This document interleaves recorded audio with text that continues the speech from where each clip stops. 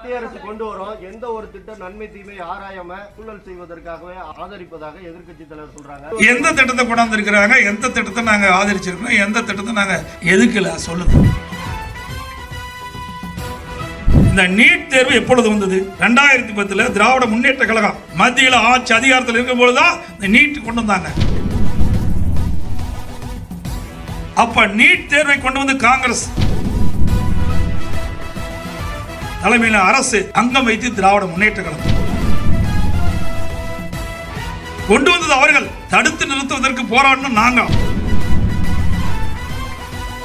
மத்திய அரசு கொண்டு வரும் எந்த ஒரு திட்டம் நன்மை தீமை ஆராயாம ஊழல் செய்வதற்காகவே ஆதரிப்பதாக எதிர்க்கட்சி தலைவர் சொல்றாங்க. இல்லாட்டா ரைடு எந்த திட்டத்தை கொண்டாந்து இருக்கிறாங்க, எந்த திட்டத்தை நாங்க ஆதரிச்சிருக்கோம், எந்த திட்டத்தை நாங்க எதுக்குல சொல்லுங்க. நீங்களே ஊடக நம்பர் பத்திரிகை நம்பர்ல சொல்லுங்க. நான் தான் ஏற்கனவே பல முறை சொல்லியிருக்கிறேன். எடுத்துக்காட்டு நீட் தேர்வு தான். வேணாம் சட்டசபையில் நீட் தேர்வில் யார் கொண்டாந்தது?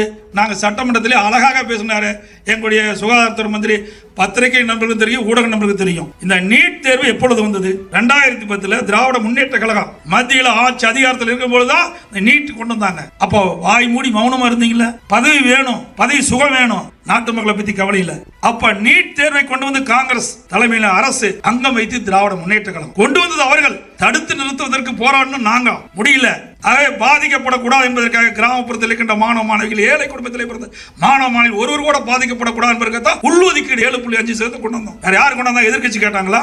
இல்லது பொதுமக்கள் கேட்டாங்க? ஒருத்தரும் கேட்க கிடையாது. நான் அரசு பள்ளியில் படித்த மாணவன். 1ஆம் வகுப்பிலிருந்து 5ஆம் வகுப்பு, 6ஆம் வகுப்பிலிருந்து 11ஆம் வகுப்பு வரை அரசு பள்ளியில் படித்த மாணவன் என்ற காரணத்தினாலே 41% இன்றைக்கு கிராமத்திலும் நகரத்திலும் நம்முடைய ஏழை எளிய குடும்பத்தில் பிறந்த மாணவ மாணவி இன்றைக்கு படித்துக் கொண்டிருக்கின்றார். அப்படி மாணவர்களுக்கு இடம் கிடைக்க என்பதற்காகத்தான் இந்த கொண்டு